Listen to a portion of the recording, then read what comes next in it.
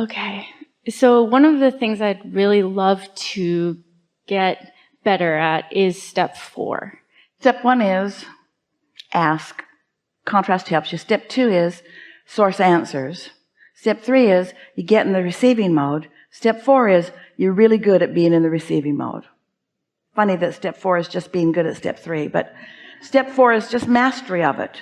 You care about feeling good and you're playing the satisfaction game. And then step 5 is really our favorite step. That's when you are back in a contrasting moment and you're still happy. The contrast isn't setting you off your game. You see it for what it is, the valuable thing that it is. Yeah. Okay, so then maybe it's more 4 to 5. So I've gotten fairly good at the first few steps a few days of the week. So there's 7 days a week, and don't pat yourself on the back too much. Step 1, that's a no-brainer. You can't get out of step 1. Life just happens and you launch rockets whether you want to or not. Step 2, we're doing. So the first 2 steps you get no credit whatsoever for. That's the universe, that's life coming at you. Step 3 is the first thing you got to do. And you know what it is? Be happy. We know it's a challenge. Feel good. And then you know what step 4 is? Like feeling good. That's all. Like it so much that you're willing to do it. Like it so much that you're willing to be aware. Like it so much that you're willing to catch it in the early subtle stages. Like it so much that you're willing to know when you are and know when you aren't. And you know, you're very smart that you want to weave 4 and 5 together, because step 5, which is being in step 1 and not being upset about it, that's really because you've mastered step 4, because you like so much feeling good, you're not willing to beat up on yourself anymore. So life came at you and gave you more contrast. Does that make you bad? No, that makes you fulfilling your reason for being. You didn't say, I'll go forth and I'll rid the world of contrast, or I'll go forth and I'll be oblivious to contrast. You said, I'll go forth and I'll accept contrast as my friend. The other morning Esther woke up. We keep telling you, we wake her up. We feel happy about her life. So happy about her life that she goes, and then she looks at her clock and thinks, what the hell? It's still dark outside. Why am I awake? It's us. And the thought that's in her mind is she sees the infinity sign or the eternity sign. Call it whatever you want. So we said to her, because it was on its side, look at it and see one end of it is contrast and the other end of it is desire, or belief and desire, in other words, and see how it all fits together, and see how eternity is made up of knowing what you don't want and knowing what you do want, the contrast launching the desires, the question brings the answer and the problem brings the solution, how it all fits together. Make peace, feel appreciation for all of this contrast. So when new contrast shows itself to you because you want expansion, then thank the contrast that's shown itself to you, because as it shows you what you don't want, it shows you what you do want. You cannot be the eternal being that you are without all of that. Yes? And so doesn't it make you want to make peace with it? And there's some rascal upsets you and you think, that was rude and unnecessary. I don't like being upset. Or you could think, oh, you've just helped me launch another desire, another clarifying aspect to my expansion, which I must have because of all the things that I am. Eternal is the most significant.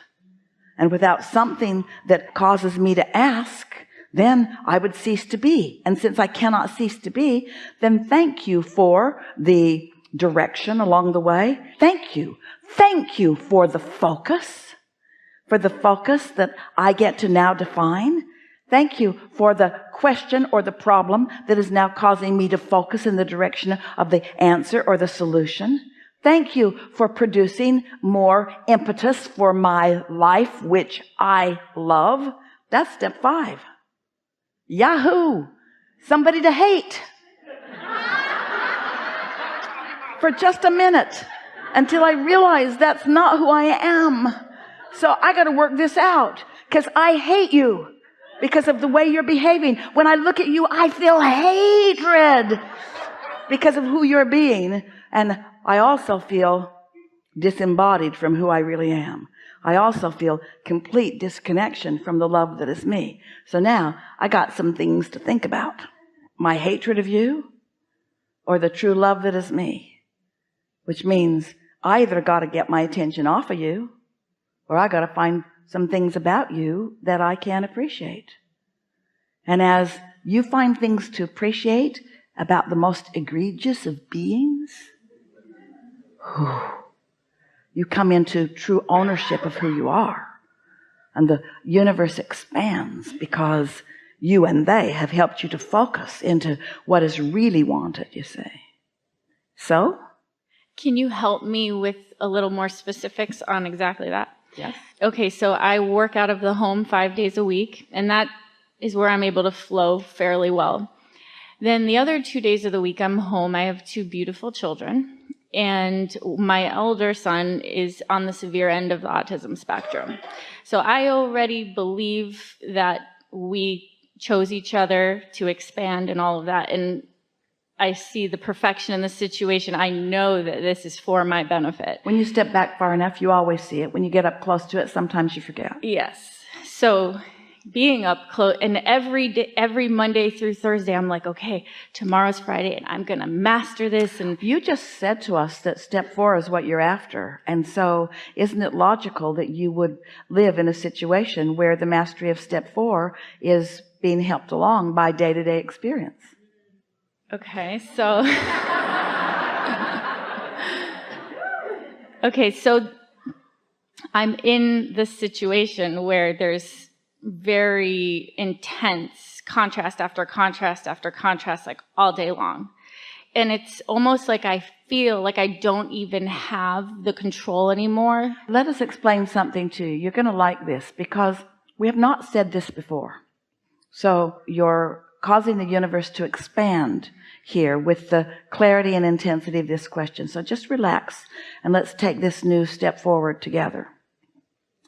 So all things are expanding. We talked about that.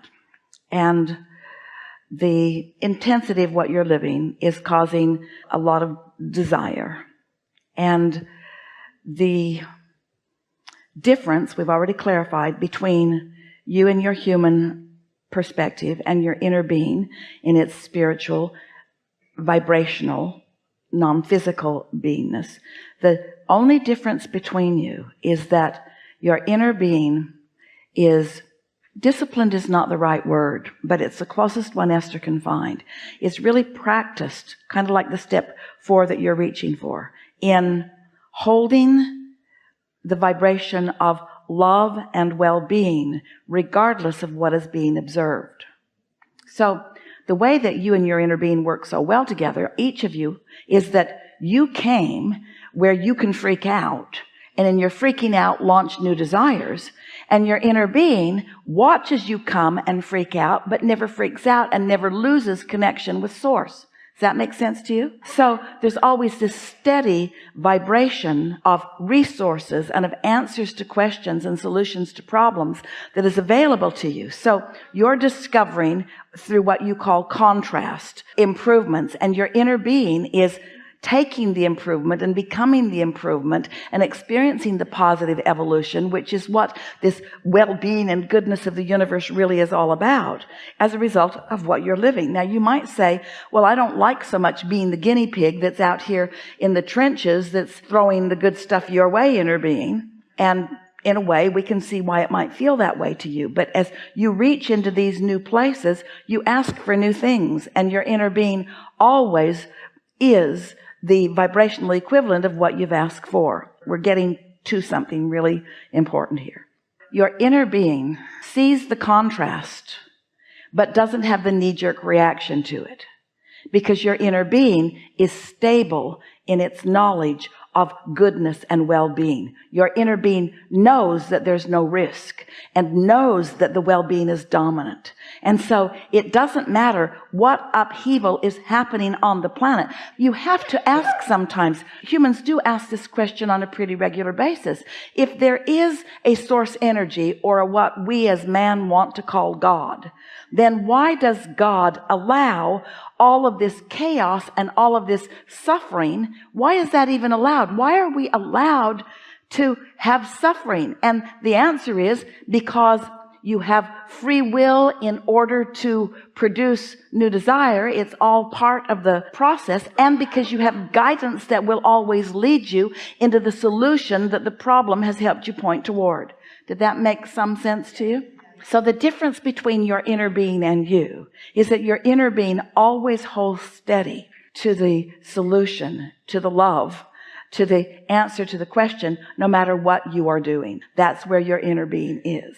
So when your desire is as you just told us it was, when your desire is to feel the feeling of alignment more than it is to fix any problem, then you will see the problems as your inner being sees the problems.